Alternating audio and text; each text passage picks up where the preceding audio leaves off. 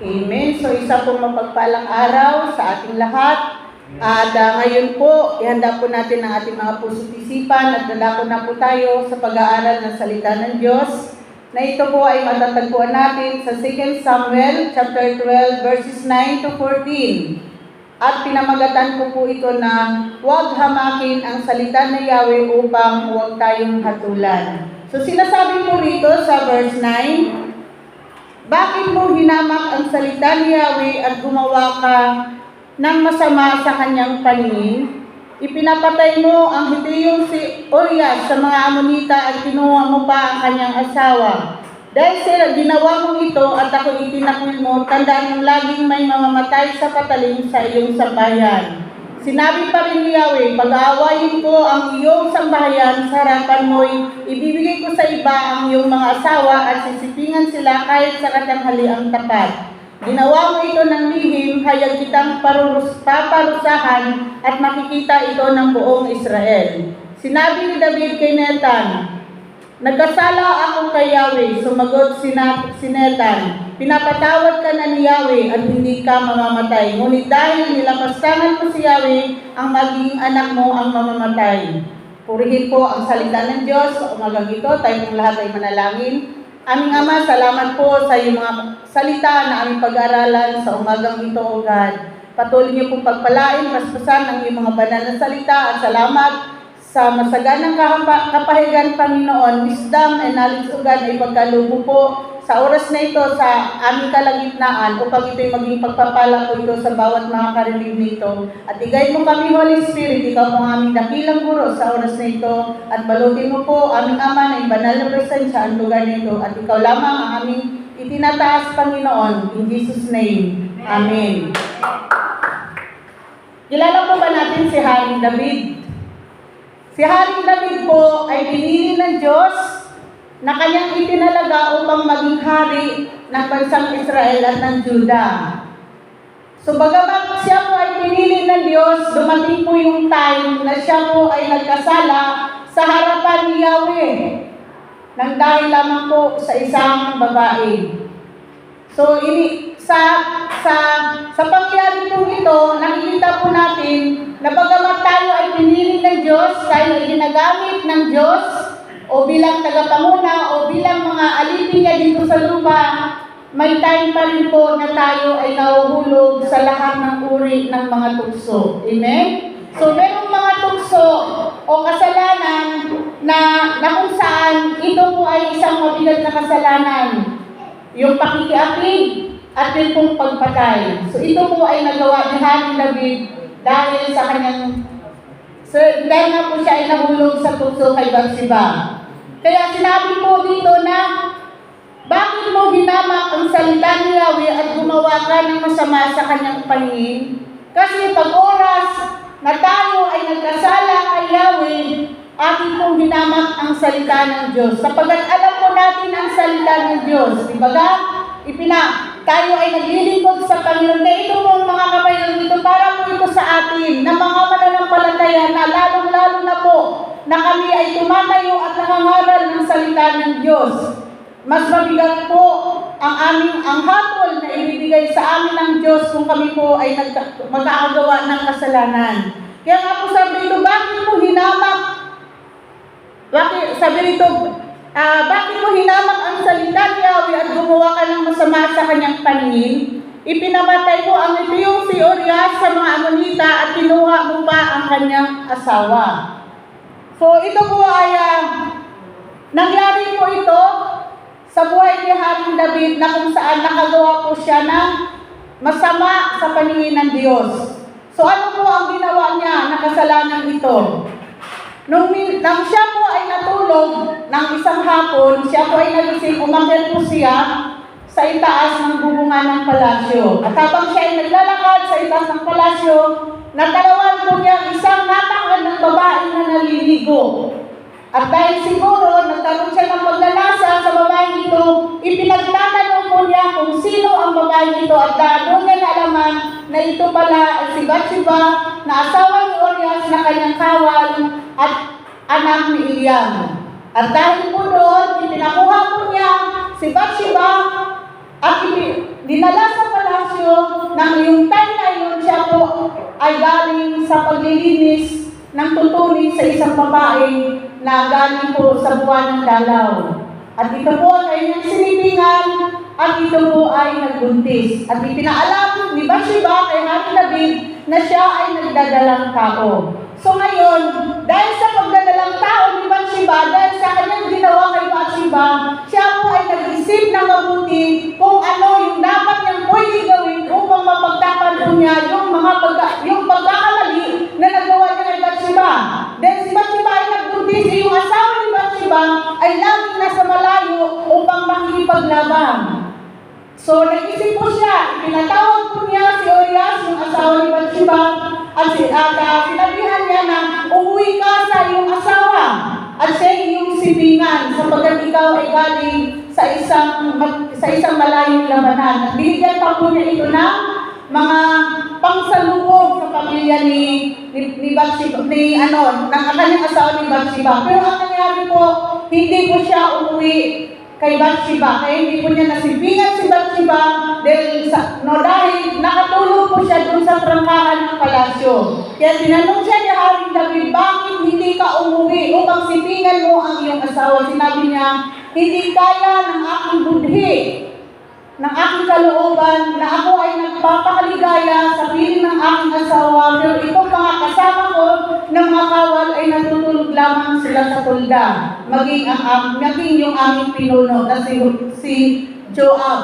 Kaya hindi po siya umuwi. So, ang ginawa po ni Hari David, okay, sige, sabi niya, dito ka muna sa palasyo at sa isang araw ka na pumunta sa iyong asawa. At ang ginawa po ni Hari David, para sigurado na itong si Urias ay umuwi sa kanyang asawa, ito po ay kanyang pinakain at kanyang nilasing. Pero dahil din siguro sa kalasingan ni Urias, siya po ay nakatulog uli doon sa palasyo kasama ng mga bantay. So yung kanyang mga iniisip na paraan upang mapagtakpan niya ang kanyang mga nagawang pagkakamali ay hindi po yun ang tagumpay. At dahil doon, nag-isip pa po siya ng mas masamang plano para kay Urias upang maitago po niya yung mga nagawa niyang pagkakamali kay Bathsheba. Si Urias po ay isang tapat na alipin ni Haring Saul, o kawal ni Haring Saul at tapat na alipin ng Diyos. Kaya nga po sinabi niya, na hindi kaya ng aking kalooban at sa harapan ni Yahweh, na ako ay umuwi sa aming asawa upang magpakaligaya. Ngunit ito kanyang mga kasama ay naroon lamang sa palasyo. At dahil doon, nag-isip po muli siya ng isang kasamaan. So ano po yung plano na kanyang ginawa?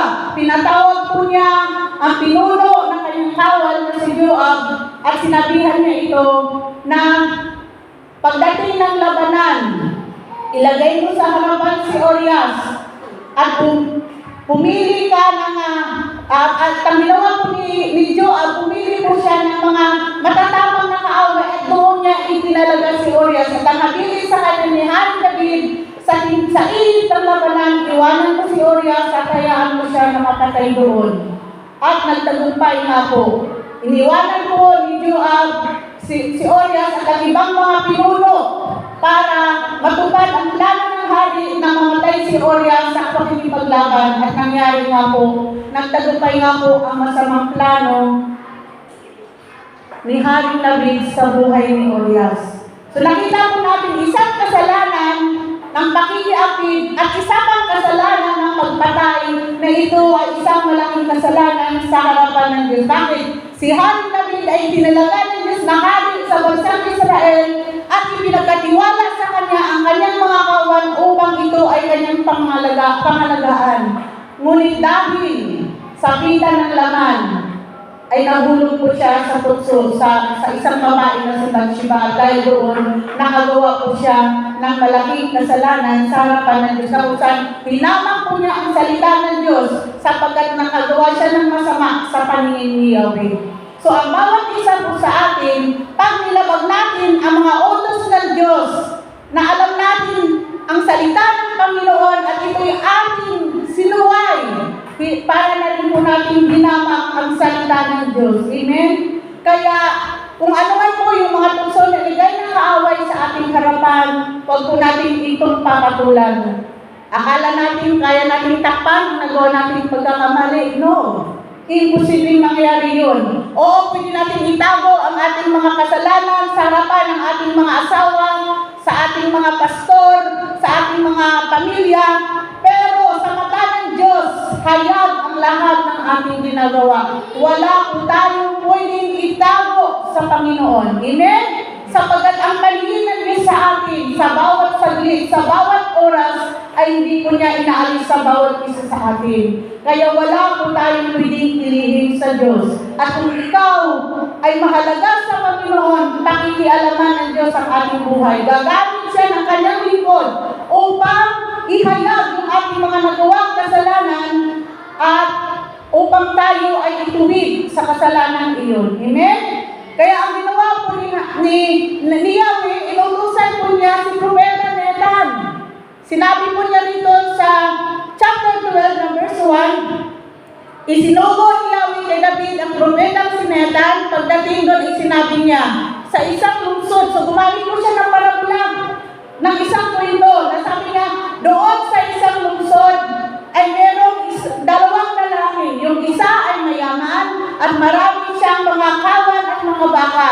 At meron din yung isang dukhang lalaki na meron siyang isang tupa o munting tupa na kanyang inaalagaan at pinapalaki niya ito kasama ng kanyang mga anak. Ito'y kanyang kinakalong, hindi kanyang pinapainom at hindi kanyang pinapakain. So ito ay minamahal na parang isang tunay na anak. Ang munting tupa na ito na babae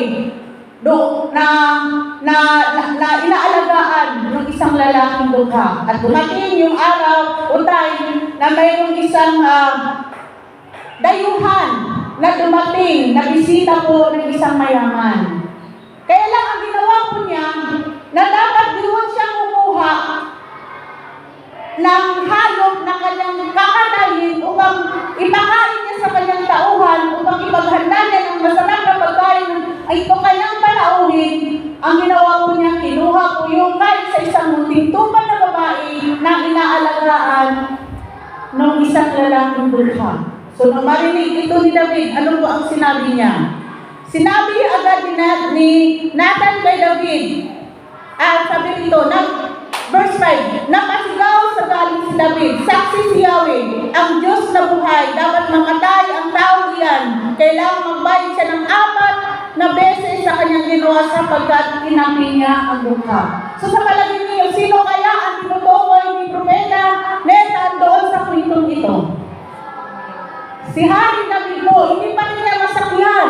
Kaya anong ginawa ni Propeta Nathan sa verse 7? Sinabi agad ni Nathan kay David, ikaw ang lalaking iyon. Ito ang pinamasabi sa iyo ni Yahweh, ang Diyos ng Israel. Ginawa kitang hari ng Israel, iniligtas kita mula sa kamay ni Saul. Ibinigay ko rin sa iyo ang sambayan at mga asawa ni Saul, pati ang mga lipi ng Israel at Juda, at mabibigyan pa kita ng higit parihan. Anong sinabi ni Nathan? Ikaw ang lalaking iyon.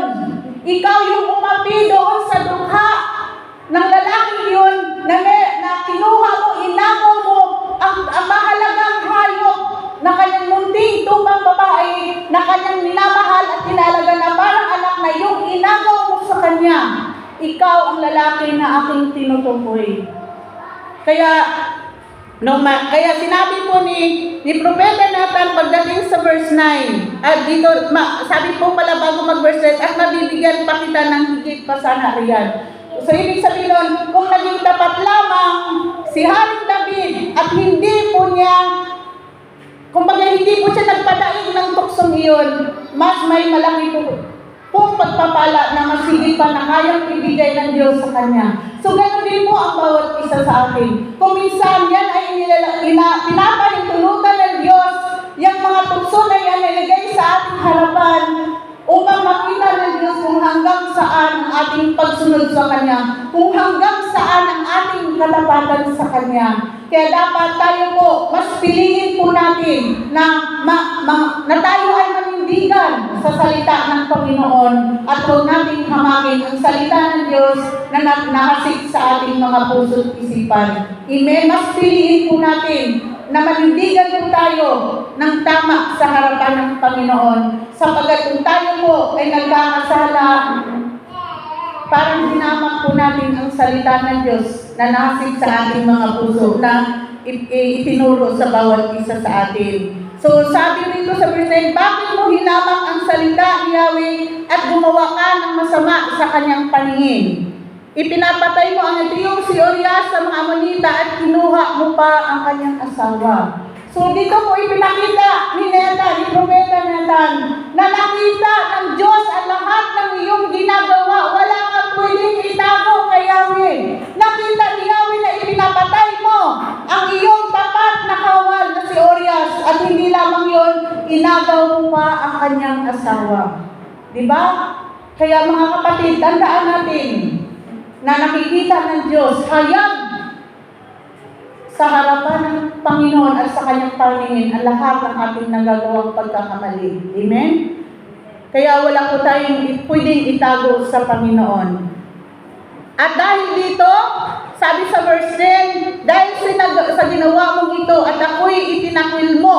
Kaya sa oras na tayo ay lumalabag sa utos ng Diyos, para na rin po natin itinakwil si Yahweh. Bakit? Dahil hindi natin binigyan ng halaga ang salita ng Diyos, dahil mas sinunod pa natin yung masasampitan ng ating laman.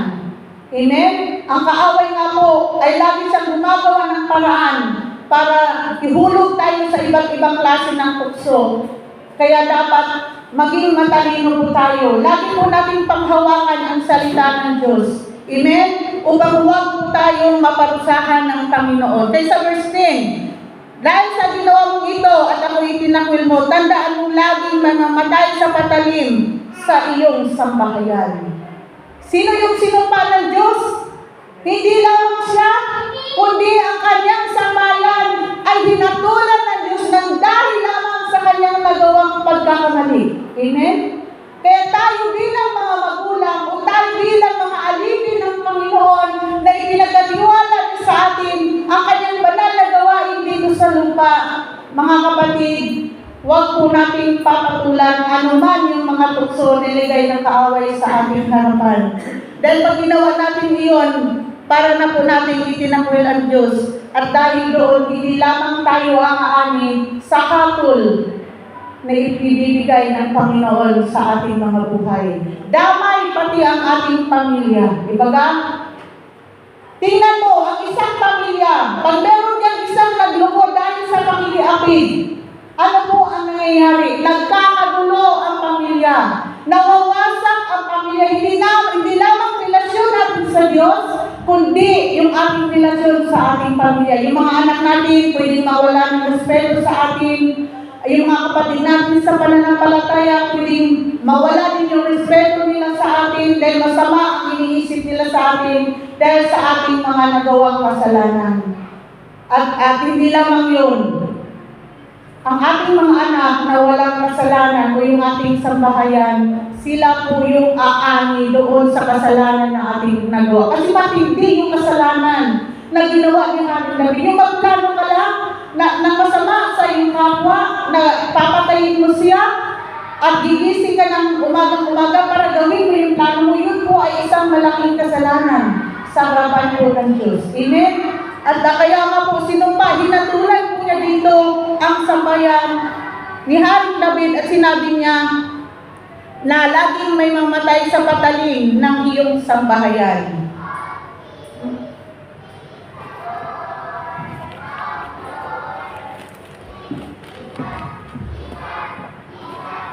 Kaya nga po doon sa 2 Samuel chapter 12, verse 1 to 8, ay ito na pala yun yung binasa ko kanina.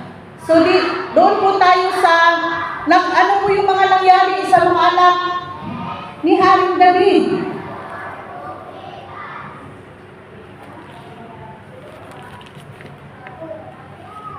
Si Haring David po, sa 2 Samuel chapter 13 verse 1, ay meron po siyang mga anak sa iba't ibang babae. Si Amnon, na anak niya sa ibang babae, at si Tamar, na ang kapatid po nito, ay si Absalom, na anak din po niya sa ibang babae. Ito po si Tamar ay isang napakagandang dalaga na isang birhen. At dahil doon matindi ang pag-ibig ni Amnon kay Tamar. At halos siya po ay nagkakasakit na dahil sa matindi na pag-ibig niya sa kanyang kapatid na si Tamar, na kapatid po niya sa ama. At dahil doon, sinabihan siya ng kanyang kaibigan na humiga ka sa kama mo at kunwari ikaw ay may sakit. At pag dumalaw ang iyong ama na si Haring David, sabihin mo sa kanya na papuntahin si Tamar upang ipagluto kanya ng pagkain at siya ang magpapakain sa iyo. At dahil sa request po ni Amnon sa kanyang ama, inutusan po niya ang kanyang anak dalaga na si Tamar na puntahan si Amnon upang ipagluto ito ng pagkain na gusto niyang kainin. At nung naluto po niya ito, nakatingin lang po sa kanya si Amnon. At nung sinabi po niya na si Tamar ang magpapakain sa kanya, pinalabas po niya ang lahat ng mga alipin na kung saan si Tamar lamang po ang natira at siya doon sa kwartong iyon. At doon po niya ginawa, ginahasa po niya ang kanyang kapatid na si Tamar dahil sa matinding pag-ibig na naramdaman niya sa kapatid niyang ito. At dahil po doon, naalaman ni Absalom ang ginawa ni Amnon sa kanyang kapatid na si Tamar na ito ay ginahasa. Kaya pagkalipas ng 2 taon, siya po ay magpapagupit ng kanyang mga tupa at inamit po niya yung kapatid niya na si Amnon na makiisa doon sa pagpapagupit ng kanyang mga tupa. At pumunta nga po si Amnon kay Absalom. At inutusan ni Absalom ang kanyang mga alipin na lasingin nila si Amnon. At pag nalasing na, doon nila ito papatayin. So natupad ang salita ng Diyos na laging may mamamatay sa patalim sa iyong sambahayan. Napatay po si Amnon. At dahil doon, nagsipagtakas ang iba nilang kapatid at pumunta sa hari at sila po'y nag-iyakan. At ito naman si Absalom, dahil sa kagustuhan niya na siya yung maging kapalit na hari ng kanyang ama, siya po ay nagrebelde. Lumaban po siya sa kanyang ama, naghimagsik po siya sa kanyang ama, at dahil doon, tinugis po siya ni Joab at ng ibang mga kawal, at nang siya po ay nahuli, siya rin po ay pinatay nila. So nakita po natin, nang dahil sa kasalanan o pagsuway ni Haring David, hinatulan ang kanyang sambahayan, at napakasakit po na ito'y mga walang muwang sa kasalanan. Inosente sila sa ginawang kasalanan ni Haring David. Pero dahil sa pagsuway ni David, paghawak niya sa salita ni Yahweh, ang hinatulan ay ang kanyang mga anak. Amen? At hindi lang po yun. Ano bang sinabi dito ni Yahweh? Sabi sa verse 11, sinabi pa rin ni Yahweh, pag-aawain ko ang iyong sambayan sa harapan mo, ibibigay ko sa iba ang iyong mga asawa at sisipingan sila kahit sa katanghaliang tapat. So nung hindi pa po namatay si Absalom, napasok po niya ang Jerusalem. At pumunta po siya sa palasyo ng kanyang ama. At isang alagad ng kanyang ama na nagsabi na ikaw ang maging hari ng bansang Israel. At dahil doon, inutusan niya ito na magpagawa ng isang tulda sa itaas ng palasyo at doon niya sisipingan ang mga asawa ng kanyang ama upang ito ay makita ng buong Israel. At nangyari nga po, nagtayo po sila ng tulda doon at isa-isa pong sinisipingan ni Absalom ang asawa ng kanyang ama na si Haring David. Bakit? Sapagkat kasama po ito sa paghatol na ginawa ni Yahweh sa kanya. So napakagulo ng kanilang buhay. Pagkamat si Haring David ay pinili ng Diyos nang dahil lamang sa kanyang pakikiapid at pagpatay kay Urias, ang kanyang pong mga anak ay nagpapatayan. Amen? Yung iba dahil nag-aagawan sila na sila yung magiging hari na makapalit ng kanilang ama. Kaya sila ay naglalaban-laban at nag-aaway-away. At nangyari nga po na ang mga asawa ni Haring David ay sinipingan na mismo ng kanyang anak ni Absalom. So napakasakit ito sa isang ama na ang iyong asawa ay sisipingan ng iyong anak at ito pa ay papakita mo sa lahat ng tao na paghamak na ginagawa mo sa iyong ama. Bumalik. Kaya hindi po maging maganda kung tayo po ay gumagawa ng malaking kasalanan sa harapan ni Yahweh. Lalo-lalo na po ang pakikapid at pagpatay natin. Amen?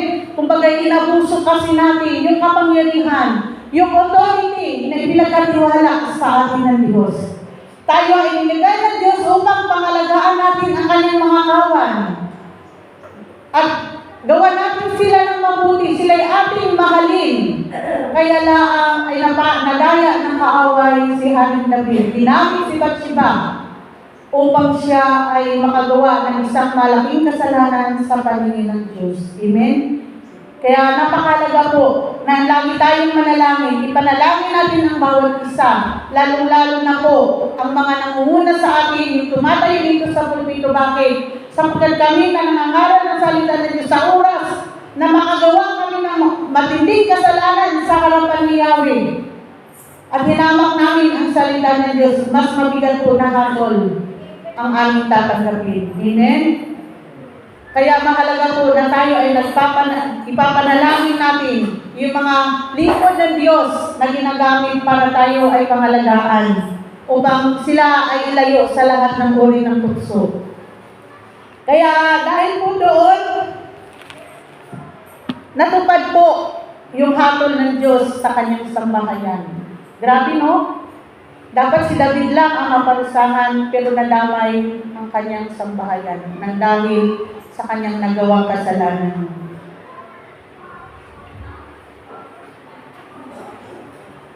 Kaya, pagdating ko rito sa verse 12, ginawa mo ito ng lihim, hayag kitang paparusahan at makikita ito ng buong Israel. So yun na nga ang nangyari. Sinipingan ni Absalom ang mga asawa ng kanyang ama, at ito ay pinakita pa niya, dahil doon siya naglagay ng tulda sa itaas ng palasyo. Kaya ito ay nakita ng buong Israel. At dahil dito, sinabi ni Propeta Nathan kay David, sa verse 13, sinabi ni David, sabi rito, sinabi ni David kay Nathan, nagkasala ako kay Yahweh. So nakita po natin, bagaman nagkasala, si Haring David agad po niyang inamin yung nagawa niyang kasalanan sa harapan ni Yahweh. Kung tutuusin siya ay hari, pwede niyang parusahan si Propeta Nathan. At sasabi niya, ako'y sinisira ang puri nito. Na ipinapatay ko yung asawa ni Bathsheba para makuha ko si Bathsheba sa kanya. Pwede niyang gawin yun kasi siya hari, pwede niya itong hatulan si Propeta Nathan. Pero napakabuti din ang Panginoon sapagkat nakita natin ang pagpakumbaba ni Haring David dito. Na inamin po niya agad ang nagawa niyang pagkakasala. Kasi merong iba na pag ipinahayag na ng Diyos ang kanilang nagawang kasalanan, naroon ay lahat ng kanilang gagawing yung pag-aalipay, yung mga katwiran para mapagtangkad ang kanilang nagawang kasalanan. Pero si Haring David, agad po niya inamin ang nagawa niyang kasalanan. Dahil dito, sinabi po rito, sumagot si Nathan, pinapatawad ka ng Yahweh at hindi ka na mamatay. So pag sa oras na tayo ay tinuwid ng Diyos at tayo ay umamin sa ating kasalanan, kasi pag umamin ka sa nagawa mo kasalanan, ibig sabihin noon, tunay nga na tayo ay nagsisisi doon sa nagawa nating kasalanan. Tayo ay nagpakumbaba sa harapan ng lingkod ng Diyos at higit sa lahat sa harapan ni Yahweh. Inamin po niya. Ibig sabihin siya po talaga ay nagsisi sa nagawa niyang kasalanan, at dahil doon sinabi ni Yahweh na hindi ka na mamatay. Ngunit dahil nilapastangan mo si Yahweh ang maging anak mo ang mamamatay, kaya yun po ang naging kapalit. Iniligtas ng Diyos ang buhay ni Haring David, pero ang naging kapalit nito ay ang buhay ng kanyang anak ni si Bathsheba. Ano po yung nangyari? Nagkaroon ng matinding karamdaman ang anak nila ni Bathsheba, na anak nila sa kanilang pagkakasala. At dahil doon, nag-ayuno siya, naglabing siya'y nanalangin, nagpakumbaba siya sa harapan ng Diyos para pagalingin niya ang kanyang anak sapagkat mahal na mahal niya ang anak nila ni Bathsheba. Pero hindi pinakinggan ng Diyos ang kahilingan ni Haring David na kagalingan para sa bata. Sapagkat ito ang naging kapalit ng kanyang buhay. Namatay ang bata, pero siya naman ay buhay. Amen? Sa isang magulang, ito po ay napakasakit. Di ba? Kung iisipin mo, kung pwede nga lang tayo na lang yung maghirap, tayo na lang yung magdusa, tayo na lang yung maparusahan, huwag lamang ang ating mga anak. Kasi mas matindi, doble sakit, lalong-lalo na nang dahil sa ating nagawang kasalanan sa harapan ng Diyos, na ang anak natin ang nagbayad, ang nag-ani sa lahat ng ating mga kasalanan. Kaya tayo po, na bilang mga alipin ng Panginoon, tayo po ay pinagkakatiwalaan ng Diyos para sa kanyang banal na gawin. Hindi lamang sila, pastor, maging ang bawat isa sa atin. Kailangan po maging tapat po tayo sa Panginoon. May nakakita man o wala, sapagkat wala tayong pwedeng itago kay Yahweh. Ang lahat ng ating ginagawa ay hayag sa kanyang harapan. Kaya ang conclusion ko po dito, tayo na pinili ng Diyos at alam natin ang kanyang mga banal na salita, huwag po natin itong suwayin dahil ito ay paghamak natin sa kanyang mga banal na salita. At pag hinamak natin ang salita ng Diyos, hindi lamang po tayo ang mapaparusahan, maging ang ating mga anak ang magdurusa. Di ba, pag nasira ang pamilya, sino pag-amuno nagdurusa nang dahil sa pakikiapid? Ang ating mga anak. Nawawasak ang buhay ng ating mga anak. At ang ating mga anak ang siyang nahihirapan. At matiling lungkot ang kanilang maranasan. Kaya mayroong mga anak na nagre-rebuild dahil sa nangyari sa kanyang mga magulang. Kaya tayo po, bilang tinawag at pinili ng Diyos, maging tapat po tayo sa ating paglilingkod sa Panginoon. Na para bang, lagi natin iisipin na itong araw na ito, baka ito na yung huling araw ko sa mundo ito, kaya hindi ako pwedeng gumawa ng anumang kasamaan sa paningin ng Diyos. Amen? Tayo itong lahat ay tumuyo. At pwede po bang awitin natin yung My Jesus, my Lord, you're the love of my life. Wherever you go. Sige mga kapatid, awitin natin ito. Kapagaluban tayo, niyawin ng isang pusong alipin na tapat na nangangahal at sumusunod sa Kanya upang huwag tayo mahulog sa lanang uri ng mga puso. Lalo na kayo na ang kaaway ay nagulong din sa kanyang pag-ilog dahil alam niya na malapit na ang kaparusahan para sa Kanya. Hindi siya mamayag na wala siyang makasama doon sa kaparusahan na nag-aalipingan. Let your will be done. Make me Awitin mo na parang isang panalangin. ever true. Yes, God, hallelujah. Narito po ang mga anak, Panginoon, at nagtatakbaka sa iba na lang ang panunan.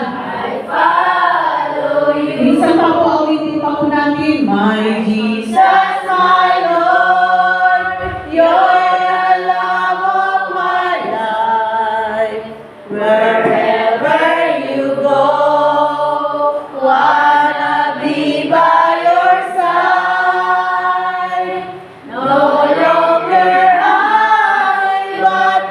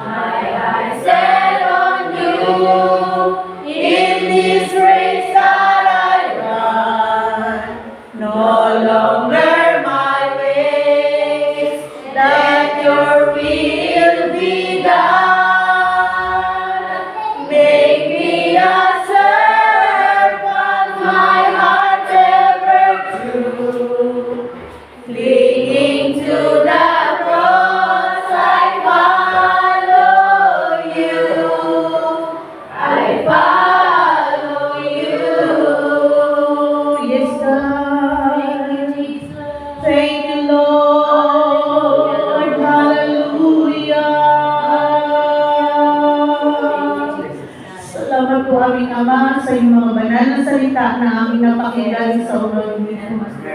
Biyaan mo kami, Panginoon, ng pusong tapat na alipin mo, Diyos, habang kami ay nabubuhay sa mundo nito, O God.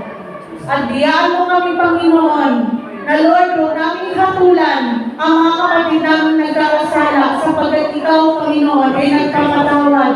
Pag nakita mo ang tunay naming pagsisisi at ang kasalanan ito ay tinatapon mo sa ilalim ng karagatan at hindi mo na inaalala pa. Kaya wala kaming karapatan na mag-judge, Panginoon, sa aming mga kapatid sa pananampalataya o God na nagkakasala sa iyo. Sapagkat ang bawat isa sa amin ay may kanya-kanyang kahinaan o God. Kaya, Panginoon, salamat po sa mga salita mo ito.